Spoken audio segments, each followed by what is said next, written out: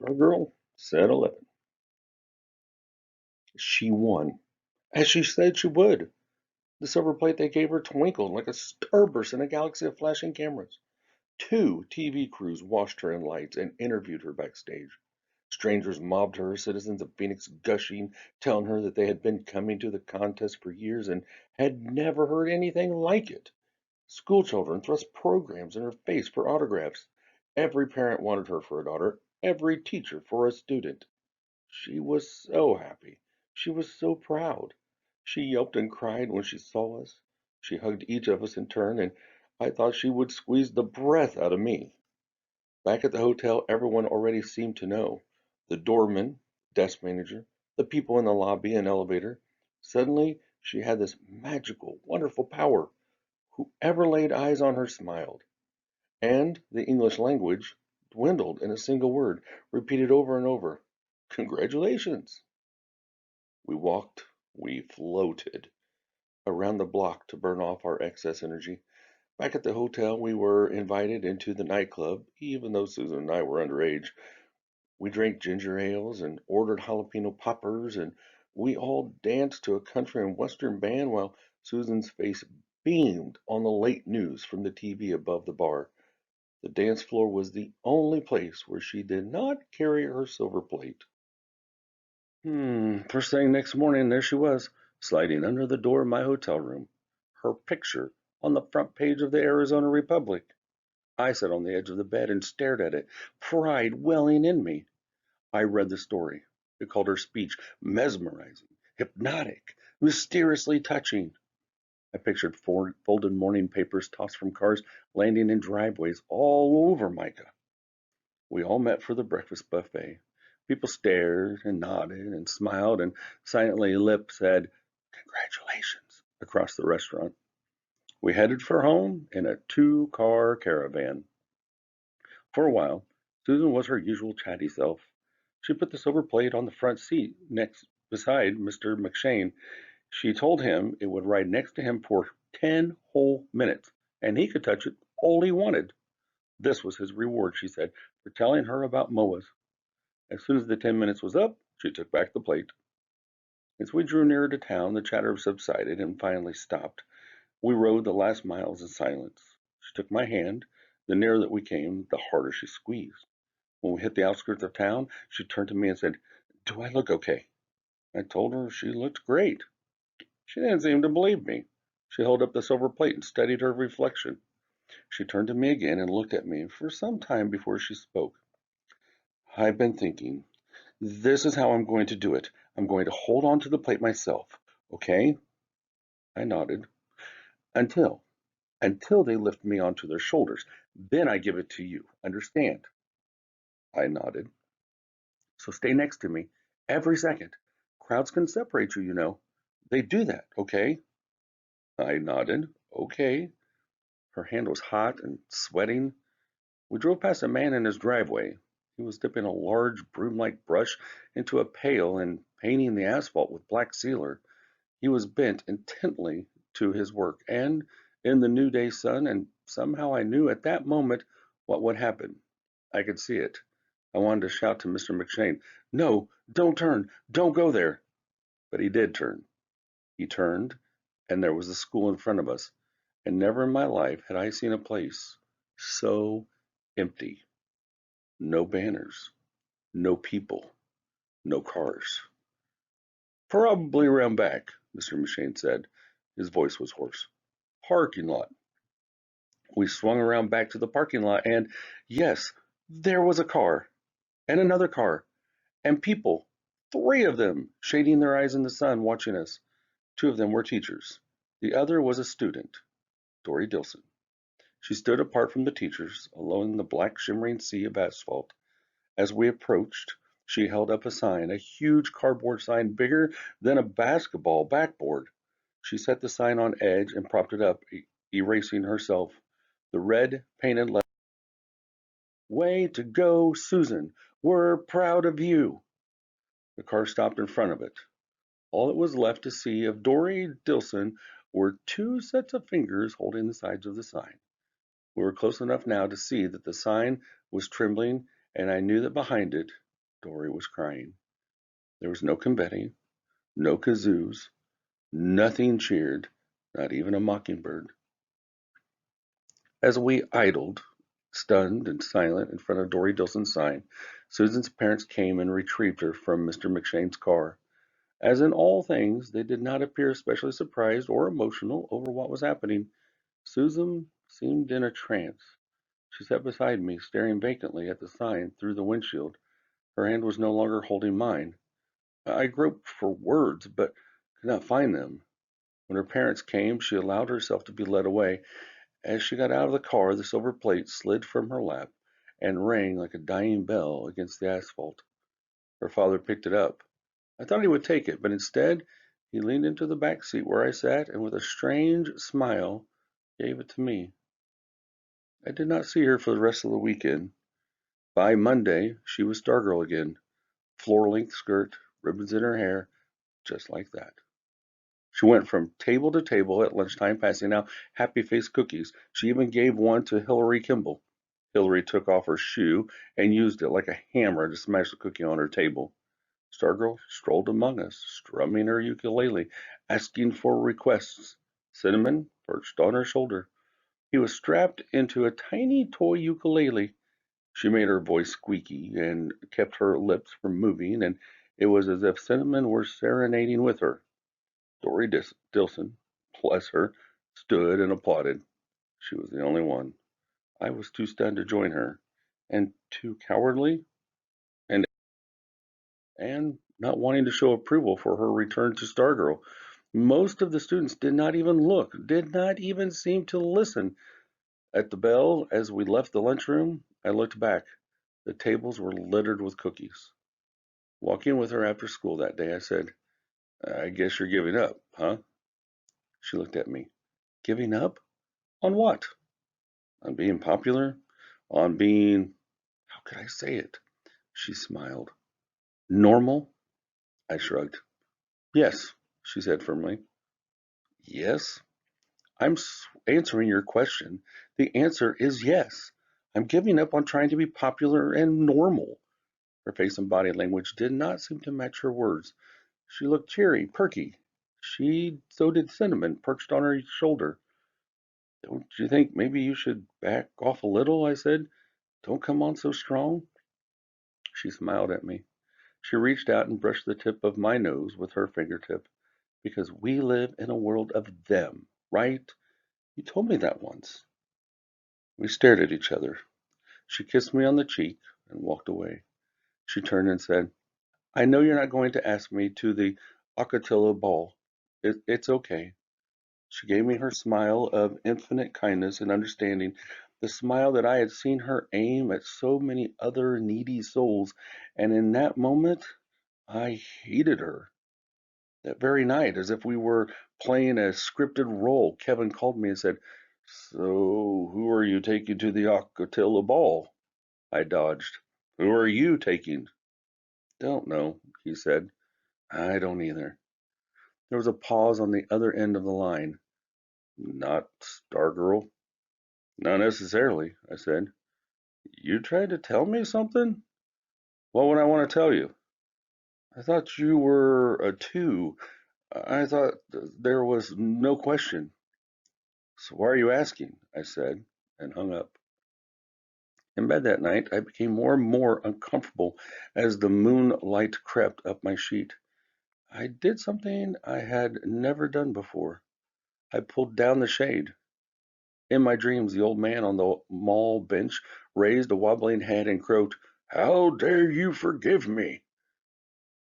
Next morning, there was a new item on the plywood roadrunner, a sheet of white paper. At the top of it said, Sign up here to join new musical group, the Yuki Dukes. No experience necessary. There were 200 columns for names, 40 in. By the end of the day, all 40 were filled in with names such as Minnie Mouse and Darth Vader and the Swamp Thing. The principal's name was there too, and Wayne Parr, and Dory Dilson. Did you see? Said Kevin. Somebody wrote in Parr's name. We were in the studio control room. It was May, and our hot seats were over for the year, but On some days, we still gravitated to the studio after school. I saw, I said. He stepped up to a blank monitor, studied his reflection. So I didn't see your name on the list. Nope. You don't want to do a Yuki Duke? Guess not. We fiddled with the equipment for a while. Kevin walked out onto the stage. He flipped a switch. His mouth moved, but I couldn't hear. I held the soft pad of a headphone against my ear. His voice seemed to come from another world. She's turning goofy again, isn't she? Worse than ever. I stared at him through the glass, put down the headphone, and I walked out. I understood what he was doing. He had decided that it was okay to say bad things about Stargirl. Permission to do so must have come from my behavior. Apparently, the first to read me was Stargirl herself. I still felt the sting from her remark about the Ocatilla ball. Was I that obvious? Classrooms, hallways, courtyards, lunchroom. Everywhere I went, I heard her disparaged, mocked, slurred. Her attempts to become popular, to be more like them, had been a total failure. If anything, they detested her now, and they were more vocal about it around me. Or was I just listening better? She and Dory Dilson, the only Yuki Dukes, did a duet in the courtyard one day after school. Stargirl strummed the ukulele, and they both sang Blue Hawaii. Clearly, they had been practicing. They were very good. They were also very ignored. By the end of the song, they were the only two left in the courtyard. Next day, they were there again. This time, they wore sombreros. They sang Mexican songs. Cielito lindo, vaya con Dios, my darling. I stayed inside the school. I was afraid to walk on past them as if they weren't there. I was equally afraid to stand and listen. I peeked from a window.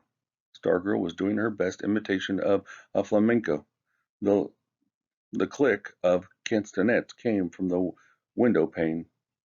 Students walked past, most of them not even glancing her way. I saw Wayne Parr and Hillary Kimball go past, Hillary laughing out loud, and Kevin, and the basketball guys. I realized now that the shunning would never end, and I knew what I should do. I should go out there and stand in front of them and applaud. I could show Stargirl and the world that I wasn't like the rest of them, that I appreciated her, that I celebrated her and her insistence on being herself. But I stayed inside. I waited until the last of the students had left the courtyards and Stargirl and Dory were performing for no one. To my surprise, they went on and on. It was too painful to watch. I left school by another door. As she had predicted, I did not ask her to the Ocotillo ball. I did not ask anyone. I did not go. She did. The ball took place on a Saturday night in late May on the tennis courts of the Mica Country Club. When sunset was down to a faintly glowing ember in the west and the moon rose in the east, I went forth on my bicycle. I coasted by the club, festooned with Cantonese lanterns. The ball in the distance looked like a cruise ship at sea. I could not identify individuals, only stirrings of color. Much of it was powder blue. The day after Wayne Parr said he had chosen powder blue for his dinner jacket, three-quarters of the boys ordered the same from Tuxedo Junction. Back and forth, I cruised in the night beyond the lights. Music reached my ears as at random peeps. Desert flowers, so abundant in April, were dying now. I had the notion that they were calling to each other. I cruised for hours. The moon rose into the sky like a lost balloon. Somewhere in the dark shapes of the Maricopas, a coyote howled. In the days and weeks and years that followed, everyone agreed they had never seen anything like it. She arrived in a bicycle sidecar, just big enough for her to sit in. The sidecar had a single outboard wheel. The inboard side was braced to the bike. Everything, the seat of the bike and the sidecar bench, was covered in flowers. A 10-foot blanket of flowers trailed the rear fender like a bridal train. Palm fronds flared from the handlebars. It looked like a float in the Rose Parade. Dory Dilson pedaled the bicycle. Everyone later filled in what I could not see. Parents' cameras flashing, floodlights making a second day as the gorgeous couples disembark from limos and borrowed convertibles and promenade to the festive courts, showers of applause. Suddenly, the flashing stops, the floodlights dim, a hush falls over the crowd as a particularly long white limo rolls away from the entrance. Here comes this three-wheeled bouquet. The driver, Dory Dilson, wears a tailed white tuxedo and tall silk hat, but it is her passenger who rivets the crowd. Her strapless gown is a bright, rich yellow, as if pressed from buttercups.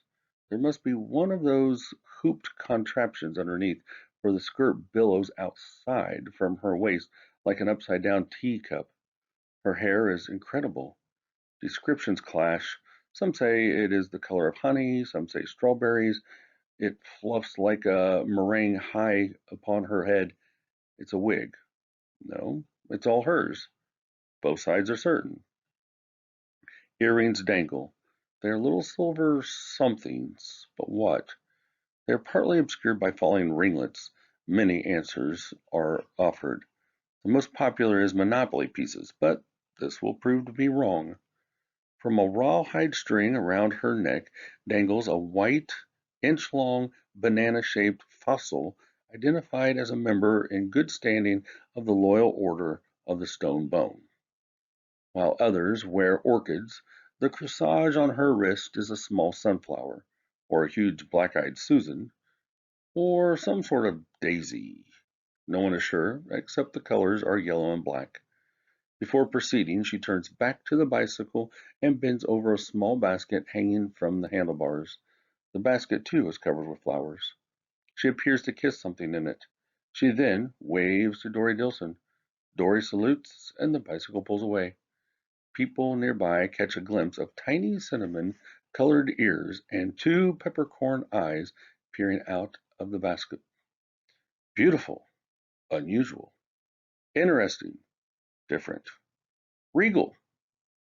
These words will come later from the parents lining the walk. For now, there are only stares as she makes her way from the entrance of the ball. Someone recalls a single camera flashing. That is all. She is no one's child. She is the girl that they have heard about. As she passes by, she makes no attempt to avoid their eyes. On the contrary, she looks directly at them, turning to one side, then the other, looking into their eyes and smiling as if she knows them, as if they have shared grand and special things. Some turn aside, uneasy in a way they cannot account for. Others feel suddenly empty when her eyes leave theirs. So, so complete is she that she is gone before many realize that she had no escort. She was alone, a parade of one. Perched on my bike in the distance, I remember looking up and seeing the torrent of stars that we call the Milky Way. I remember wondering if she could see them too, or were they lost in the light of the lanterns? The dancing took place in the center tennis court, which had been covered with a portable parquet floor. She did what everyone else did at the ball. She danced. To the music of Guy Greco and the serenaders, she danced the slow dances and the fast ones. She spread her arms wide and threw back her head and closed her eyes and gave a very impression of thoroughly enjoying herself. They did not speak to her, of course, but they could not help looking over the shoulders of their dates. She clapped at the end of each number. She's alone, they kept telling themselves, and surely she danced in no one's arms, yet somehow that seemed to matter less and less.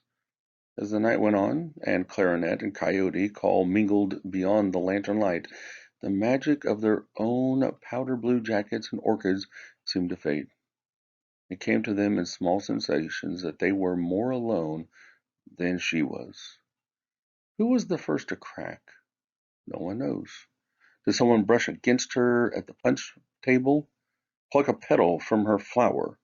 One was missing. Whisper, "Hi?" This much is certain. A boy named Raymond Studemacher danced with her. To the student body at large, Raymond Studemacher did not have enough substance to trigger the opening of a supermarket door. He belonged to no team or organization. He took part in no school activities. His grades were ordinary. His clothing was ordinary. His face was ordinary. He had no detectable personality. Thin as a minute, he appeared to lack the heft to carry his own name. And in fact, when all eyes turned to him on the dance floor, those few who came up with a name for him frowned at the white jacket and whispered, Raymond something. And yet, there he was, Raymond something, walking right up to her. It came out later that his date had suggested it, and speaking to her, and then they were dancing. Couples steered themselves to get a better look. At the end of the number, he joined her in clapping and returned to his date. He told her the silver earrings looked like little trucks. Tension rose. Boys got antsy, girls picked on their corsages. The ice shattered. Several boys broke from their dates. They were heading her way when she walked up to Guy Greco and said something to him. Guy Greco turned to the serenaders. The baton flashed, and out came the sounds of that old teen dance standard, the bunny hop. Within seconds, a long line was snaking across the dance floor. Stargirl led the way, and suddenly it was December again, and she had the school in her spell. Almost every couple joined in. Hillary Kimball and Wayne Parr did not. The line curled back and forth across the netless tennis courts. Stargirl began to improvise. She flung her arms to a make-believe crowd like a celebrity on parade. She waggled her fingers at the stars. She turned her fist like an egg beater. Every action echoed down the line behind her. The three hops of a bunny became three struts of a vaudeville vamp, then a penguin waddle, then a tippy-toed priss. Every new move brought new laughter from the line. When Guy Greco ended the music, howls of protest greeted him. You struck up the downbeat. To delighted squeals, Stargirl led them off the parquet dance floor onto the other courts, and then through the chain link fence and off the tennis courts altogether. Red carnations and wrist corsages flashed as the line headed onto the practice putting green of the golf course. The line doodled around the holes, in and out of the side pools of lantern light. From the dance floor, it seemed to be more than it was 100 couples, 200 people, 400 dancing legs. It seemed to be a single, festive, flowering creature, a fabulous millipede. And then there was less and less to see as the head vanished and the rest curled through the fringe of the light and followed, like the tail of a powder blue dragon, into the darkness. One girl in chiffon had a tiff with her date and ran off onward the first tee, calling, Wait for me! She looked like a huge mint green moth. Their voices came in clearly from the golf course. The laughing and the yelping made a raucous counterpoint to the metronomic tuck, tuck, tuck of the bunny's never-ending hop. Once in the light of the quarter moon, they appeared in silhouette on a domed distant green, like figures dancing in someone's dream. And then, quite suddenly, they were gone, as if the dreamer had awakened. Nothing to see, nothing to hear. Someone called, Hey! After them, but that was all. It was according to those left behind, like waiting for a diver in water to return to the surface. Hillary Kimball, for one, did not share that feeling. I came here to dance, she declared.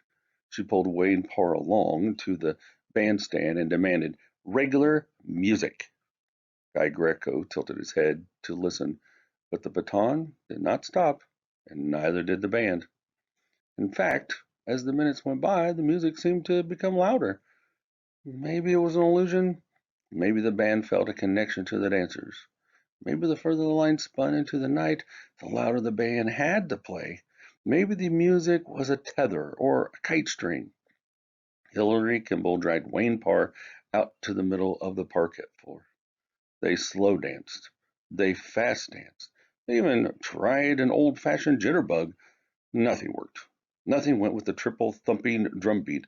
But the bunny hop itself, Hilary's orchid shed petals as she beat her fist on Wayne Parr's chest. "Do something!" she yelled. She ripped sticks of chewing gum from her pocket. She chewed them furiously. She split the wad and pressed the gum into her ears. The band played on. Afterwards, there were many different guesses as to how long the bunny hoppers were actually gone. Everyone agreed it seemed to be hours. Students stood under the last line of lanterns, their fingers curling through the plastic-coated wire of the fence, peering into the vast blackness, straining for a glimpse, a scrap of sound. All they heard was the call of a coyote. A boy dashed wildly into the darkness. He sauntered back, his blue jacket over his shoulder, laughing. A girl with glitter in her hair shivered. Her bare shoulders shook as if she were cold. She began to cry. Hilary Kimball stalked along the fence, clenching and unclenching her fists. She could not seem to stand still. When the call finally came, "They're back!" It was from a lone watcher at the far end. 100 kids, only Hilary Kimball stayed behind, turned and raced down 8 tennis courts, pastel skirts flapping like stampeding flamingos. The fence buckled outward as they slammed into it. They strained to see. Light barely trickled over crusted earth beyond the fence. This was the desert side. Where? Where? And then you could hear whoops and yahoos out there somewhere, clashing with the music, and then there! A flash of yellow, Stargirl leaping from the shadows. The rest followed out of the darkness, a long powder blue, many-headed birthing hop, hop, hop. They were still smack on the beat. If anything, they seemed to be more energized than before. They were fresh. Their eyes sparkled in the lantern's light. Many of the girls wore browning, half-dead flowers in their hair. Stargirl led them along the outside of the fence. Those inside got up a line of their own and hopped along. Guy Greco struck the downbeat 3 final times. Hop, hop, hop. And the 2 lines collided at the gate in a frenzy of hugs and shrieks and kisses. Shortly after, as the serenaders gratefully played "Stardust," Hilary Kimball walked up to Stargirl and said, "You ruined everything!" And she slapped her. The crowd grew instantly still. The 2 girls stood facing each other for a long time. Those nearby saw in Hilary's shoulders and eyes a flinching. She was waiting to be struck in reply. And in fact, when Stargirl finally moved, Hilary winced and shut her eyes. But it was lips that touched her, not the palm of a hand. Stargirl kissed her gently on the cheek. She was gone by the time Hilary opened her eyes. Dory Dilson was waiting. Stargirl seemed to float down the promenade in her buttercup gown. She climbed into the sidecar. The flowered bicycle rolled off into the night, and that was the last any of us ever saw her.